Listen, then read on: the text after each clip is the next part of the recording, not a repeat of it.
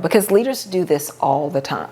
You run on a treadmill, you look at the stats and you feel like everything is fine. I've burned the calories, I've gotten the steps in, I've done all the things. You get off, you're sweating, you feel like you have a reasonable amount of confidence in that you achieved your goal. But when you step off the treadmill, what you realize is that you stepped off in the same place where you started. You never really gained momentum.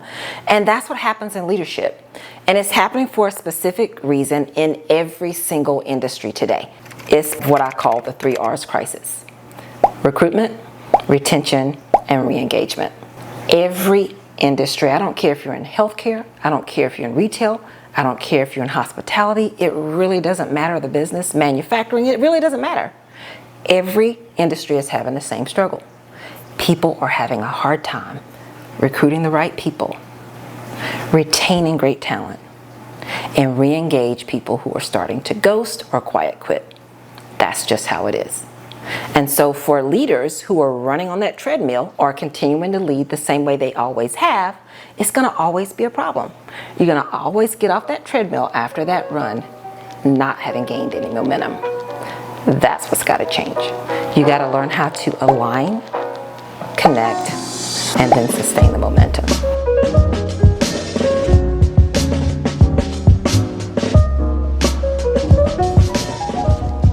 I've just talked to 200 people that are having this issue.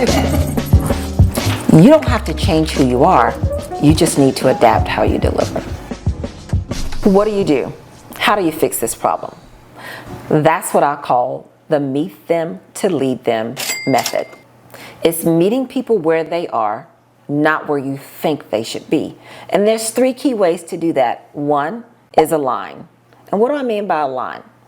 When you align, you understand that individual team member and what they want. And how does that measure against what you need? 2, you connect with them. How do you connect? You speak their language. But you got to understand them first to be able to do that. And 3, sustain. That's where things get sweet. Once you figure those things out, you start to gain momentum. That momentum is what needs to be sustained. But you know what? You know how to do it because you've aligned what they want with your goals or mission. You've connected with them.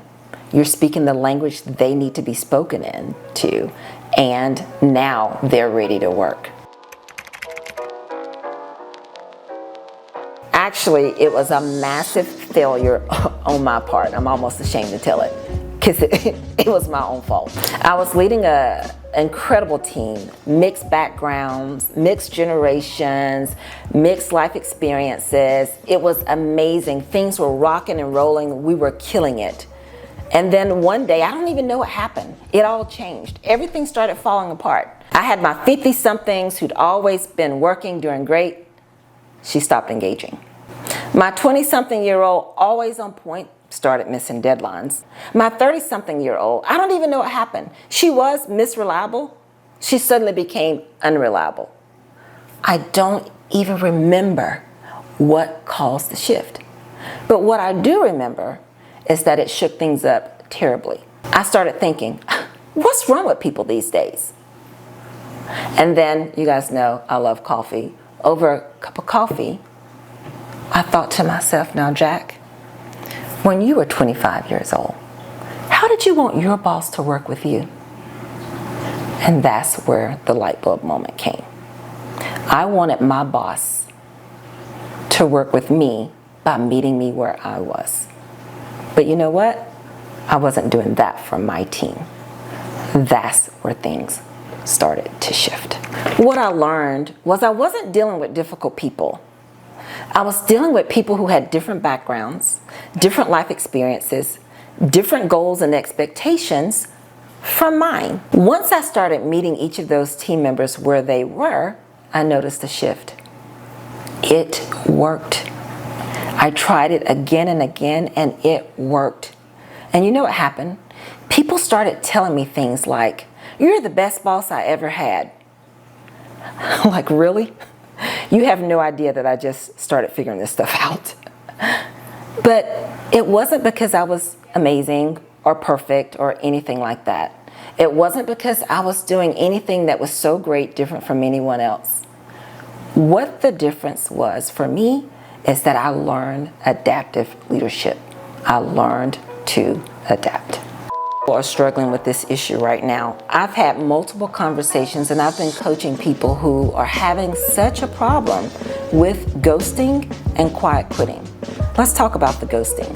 They have the best conversations. They interview what they feel like is the best candidate. They're looking forward to this person with big, grand ideas of how they can utilize them in their business. The next day, they give them a call. They want to offer them a position, and they get an answer machine. They get a voicemail. No one picks up. That's a crisis.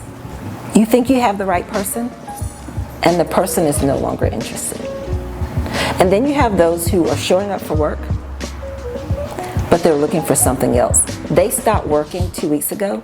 They're just still showing up. That's a challenge. Recruitment is a big issue today. And it's not just recruitment, it's retention, keeping the right candidates. You don't speak the right language, they're making different decisions. You just don't know it yet. And then re-engagement. You have those who, they were great employees.